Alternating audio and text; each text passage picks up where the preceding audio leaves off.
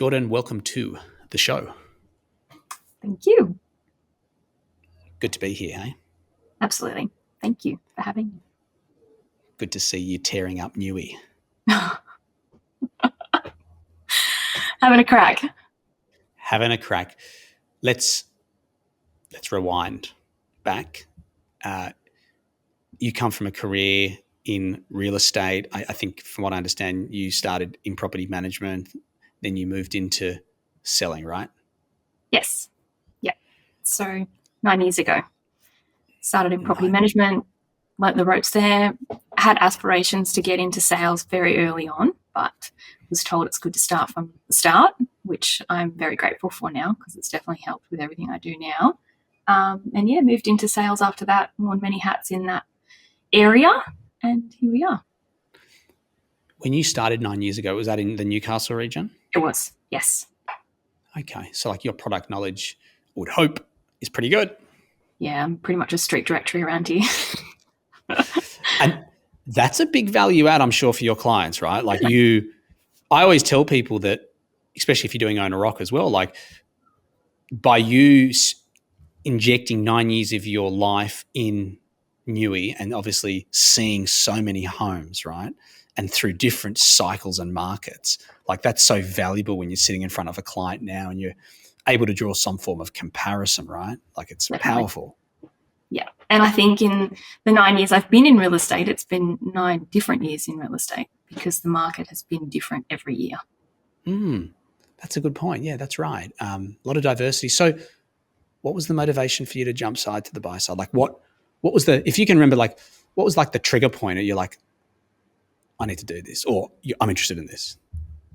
So for me, I've always been very much customer service focused. I really did love working with a lot of the buyers from the other side, coaching them through how things work. And I found along the way, probably some of the things that were a standout for me was the lack of education that people had when they were buying property, and the fear of not speaking up and actually saying, hey, I don't know what this is. So that was always in the back of my mind. I really wanted to be able to understand how I could help them, but also creating enough time for them to understand what was coming next. I find, I've said this before, that you're doing a grown-up transaction and people expect that you know the grown-up terms. And a lot of people won't speak up and say, hey, I don't know what a settlement is, or I don't know what is the difference between a conditional and an unconditional exchange. And when you're buying property, which, you know, most first homeowners here in Newcastle is anything between $850,000 and $1 million, that's a lot of money to be guessing and not speaking up and saying, hey, I don't know what this is. Can you explain it to me? So rewinding back, I used to take a lot of time to help people understand that process. And there was one particular event where a long client of mine that I'd sold for multiple times before was in a position where she was about to make the next move into the dream spot in terms of location. And I was actually heavily pregnant at the time. And she rang and she said, look, I need some help on this. The agent's told me to pre-auction offer. I just want your opinion on this. And she buys with a heart. And so we had to start dissecting the campaign and understanding how it was performing so that I could understand and give her the right education for it. And it turns out that from what I was reading, number one, I actually worked with the agent before, so I knew how the campaign was run. And the campaign seemed to be tracking in a way that it wasn't best for her to pre-auction offer. Would have been better for her to see out the campaign and actually register and bid.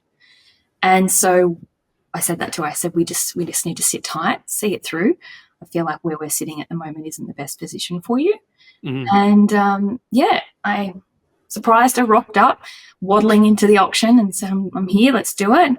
And I just got just ignited another fire in me, just that I was able to take one scenario that could have not been in favour of her, and knowing so well what her outcome was and her plan along the way years before, that it could have been in moments change with overspending or actually securing the property at auction, which she did, saving money, and then she could put it into her renovation for her dream spot, it could have been terrible.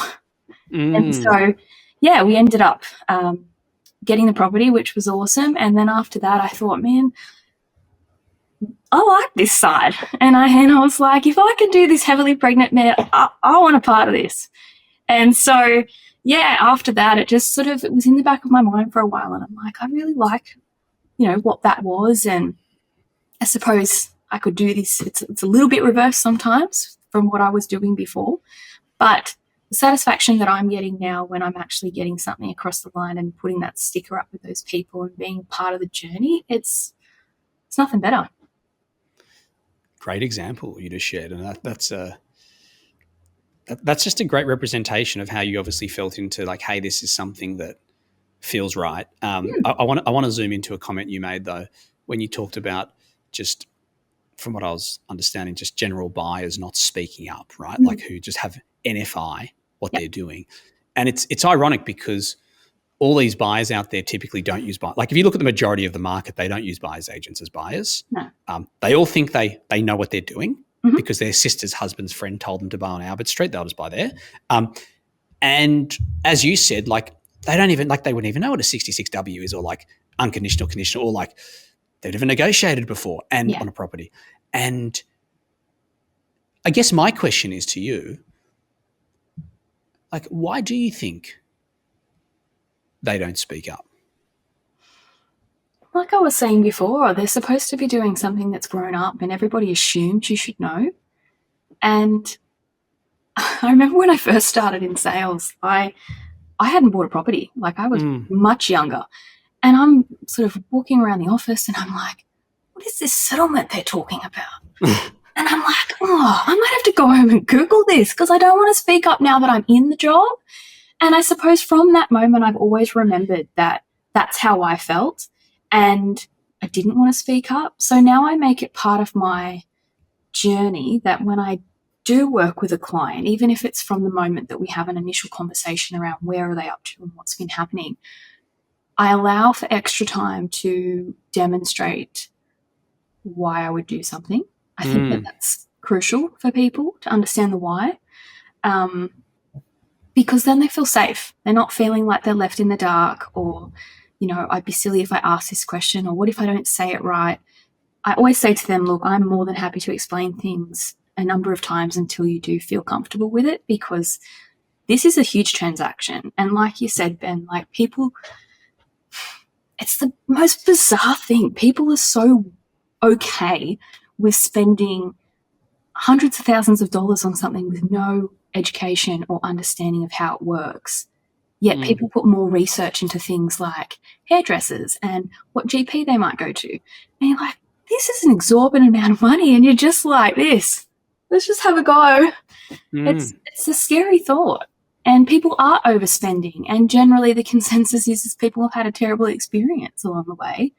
And that's not always to the fault of the agent. I feel like a huge part of that is not knowing something or understanding how a property transaction works and the options you have and different ways you can go about it so it becomes more comfortable for somebody, because not every transaction's the same.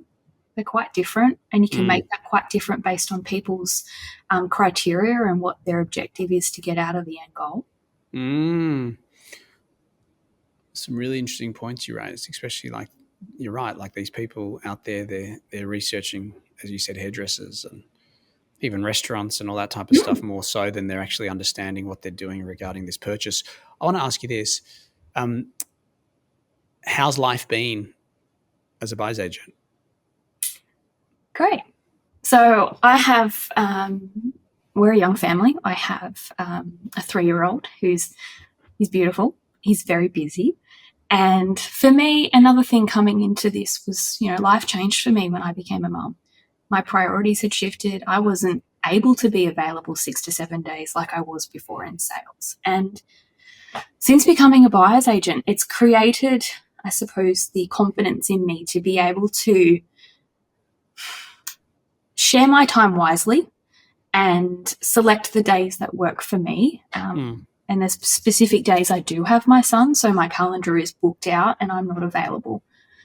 Family is my first value, and it's very important that I can have that in my life. And I mold my calendar around my clients and then my family life, and it's just given me a lot more control over my daily duties and what I need to do, and still feel like I have that balance without feeling like I'm on the hamster wheel all the time. I love that. And it seems like you've been on it, from what I read, a bit of a rampage with new clients. Is that right? Yeah, we've been busy. It's great. Yeah, it's awesome. So, yeah, we actually, a client of mine, we put the sold sticker up yesterday, and that was a really awesome story for them. They'd missed out for ages, and it was a quick transaction because they'd found a house they wanted, and they said, look, we need you to help us. And the reason they found me was they actually saw me bid on another property for another client and said, we didn't even get to raise the paddle. This went too fast. We have no idea what we're doing and we need your help. And so we were talking over Christmas time, and sure enough, they engaged me on the Wednesday. We started negotiating. We got the O&A, offer and acceptance, on the Wednesday, and we went through a cooling off period to make sure that they're comfortable with everything, being first homeowners. And exchanged, actually shut down the cool off period a little bit earlier to get the sticker up, and got to be a part of such a beautiful moment yesterday where their children didn't know they'd bought the house, and they were pushing for this house because their daughter's best friend lived across the road. And so we were able to just be there and surprise them that this is now where home is, and you get to go across the road and play with your friend whenever you want. And it was unreal. It was a warm and fuzzy moment. It was beautiful. I love that. It's so good that they you're recognised at the auction, and you'd be a ruthless bidder, I would imagine.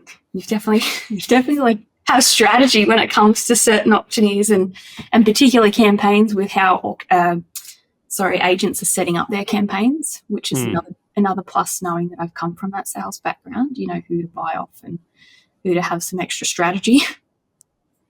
Yeah, and it's good that you've got that inside information around how to navigate that. So are you focusing on owner-occupiers, investors? You're doing both? What does it look like? So you've probably picked up with me, I'm all about the feels. So owner-occupier is my space that I want to focus in. I think investors generally, it's a less emotional transaction. It's more around the numbers. And for me, it lights me up to be able to be on that journey and understand, what do we need to do? How can we get there? And how can I give it to you? So, yeah.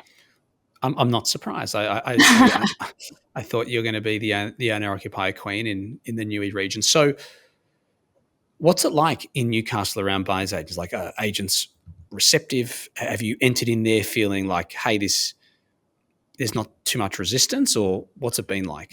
It's a really interesting question, actually. I went into this thinking that it was going to be I have a lot of relationships across Newcastle, Lake Macquarie, and I went into this thinking, I suppose, this is going to be cool.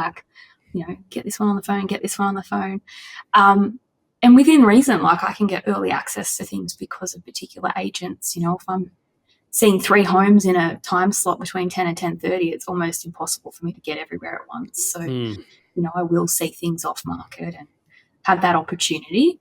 And there are other agents as well, however, now that place you in a different basket. So I think it's just depends on who you're dealing with. But I actually had a comment the other day around, becoming a buyer's agent. And I said, look, you know me personally, I'm here for the right reasons, and, I just want to help people. And they were like, yeah, look, there's certainly a need for it, because listing agents don't have time to spend that time with the buyers explaining things, and they try. And I know this from my end, when I was working in sales, you do want to help everyone, and essentially purchases do turn into vendors one day.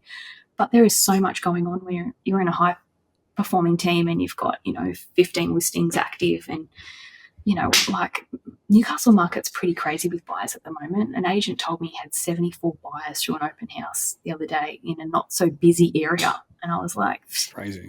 People can't service that many people, and that's why they need us. When you were on the the sell side, 'cause I know you're working very heavily with buyers.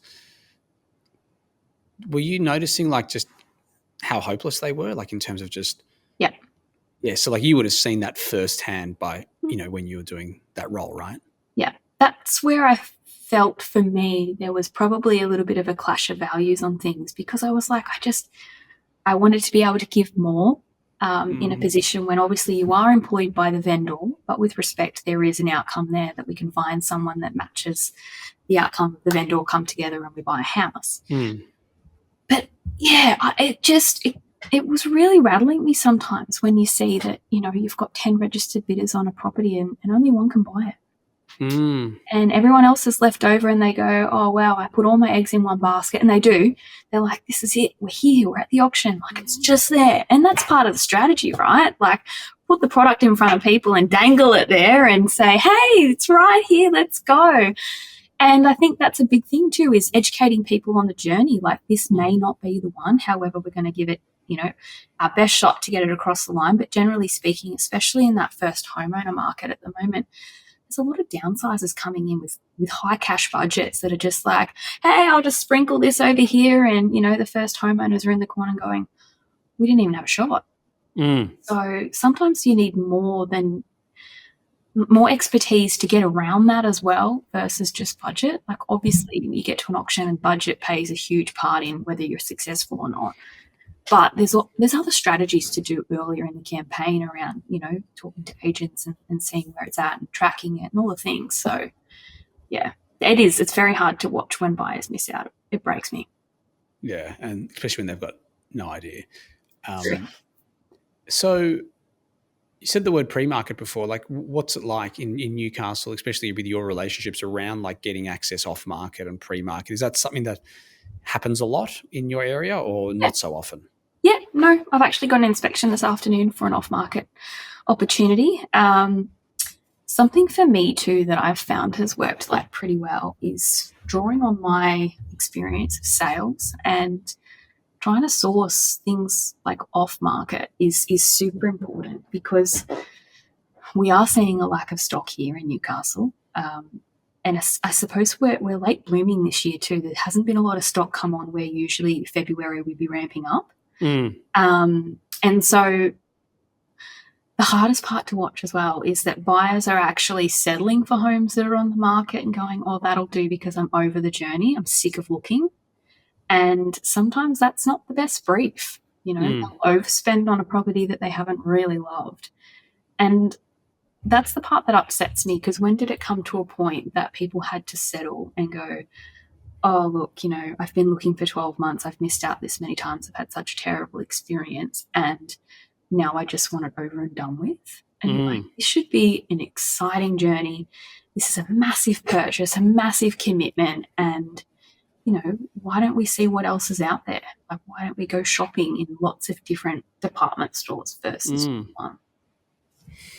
Yeah, it's interesting. Hey, you're right. Like, I think a lot of people, those uneducated buyers, like they think the only thing you do is you go on real estate and domain and you wait until the property pops up and you just turn up to the open and they.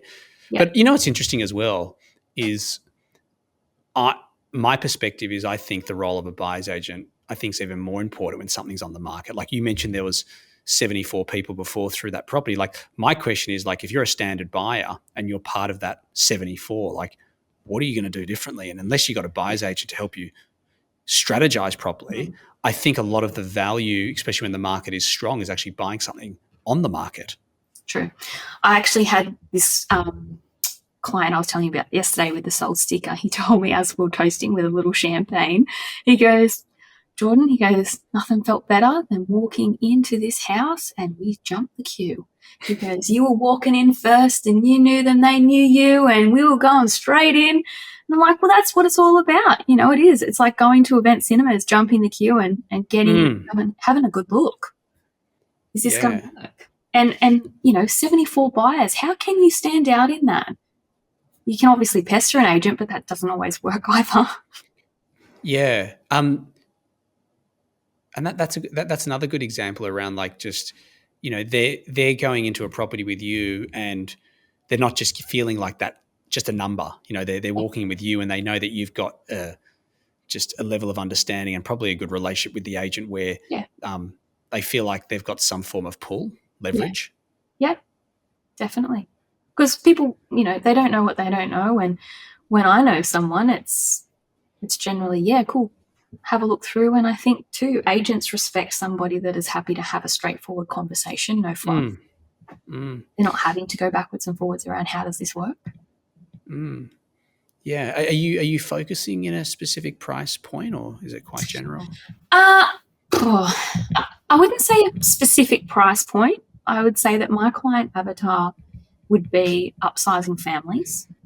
However, I do have a huge space for first homeowners because they're the ones that need our help the most. So I do have a few of them on my books at the moment, which I think just for me, like, I just get the thrill out of the education for them, like just giving them that extra hope, giving them that opportunity and understanding and not feeling like they're in the dark, because generally speaking, the people they're getting advice from is their parents. And with all due respect, like, you know, they probably know some things, but most parents have transacted 20, 30 years earlier.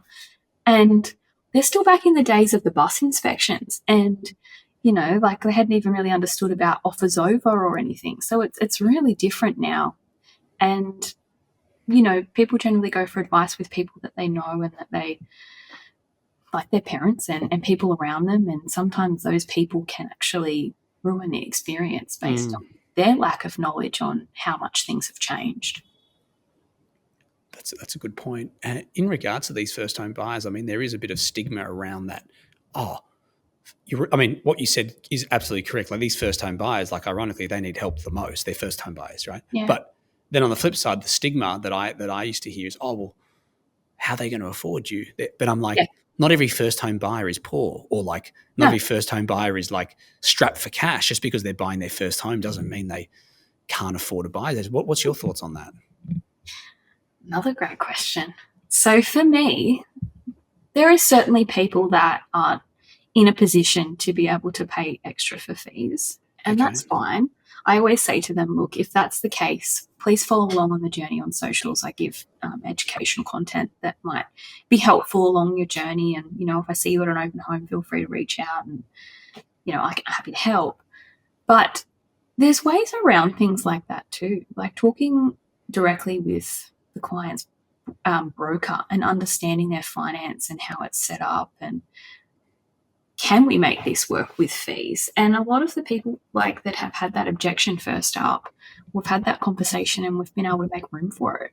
So I feel like that's just probably a block from an uneducated person that doesn't really understand that there's options. I like that. I think I come from the same viewpoint as you. Jordyn, before we start to wrap up, what are plans this year for you? I mean, obviously in March, and you've kicked off very strong, no surprise. What's the focus? Are you looking just to keep your business very boutique, just very personal? Are you looking to hire maybe a team to support you down the track? Have you thought about that? Any feedback around just what you're looking to do?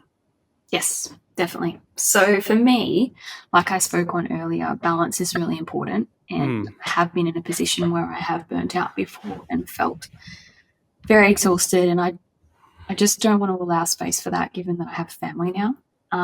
So I actually have just got someone coming on board shortly, which will help in the back end for me just to be able to keep the engine room humming and allow more time for me to be able to speak to people and see what we can do to help them.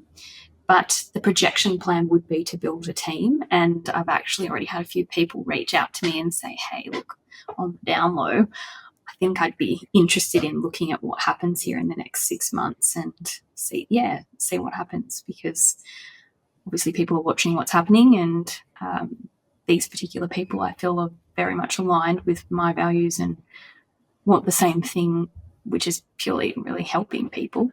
That's the plan. And look, I'm was very surprised that everything went as quickly as it did, which is great. That's amazing. But yeah, if it keeps going like it does, that's definitely going to have to happen for sure. I love it. I'm not surprised. I think you've got a great plan there. I think it's a very disciplined plan because, you value your family, as you said, number one, and obviously your lifestyle. And I think it takes discipline to not get distracted and then want to hire all these people, So I think that's phenomenal that you've thought about that so early on in this venture.